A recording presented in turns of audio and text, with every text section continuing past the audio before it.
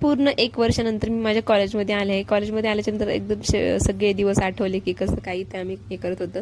तर सिटी वरो कॉलेज शिरूरमध्ये मी शिकत होते.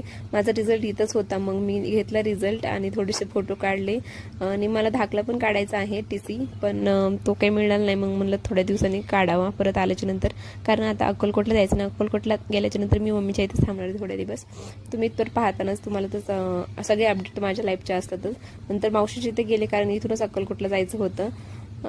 मावशीच्या इथं आता तुम्ही तर इथलचे व्हिडिओ पाहिलेच खूप सारे. होम टूर पण दिले आहे मावशीच्या इथलचं, कारण बड्डेच्या टायमाला मी इथं 10 दिवस होते. नंतर आता चाललो आहे आम्ही अक्कलकोटसाठी. अक्कलकोटचा एक स्पेशल व्लॉग होईल, तो पण तुम्ही नक्की पहा. मोठा व्लॉग केला आहे मी. खूप आमच्या फॅमिलीची दंगा मस्ती वगैरे चालू होती. बघा आता अनु आणि हे छोटं बाळ किती एन्जॉय करतं ते. आता आम्ही अक्कलकोटसाठी निघालो. अनुला ठेवलं होतं मम्मीकडे.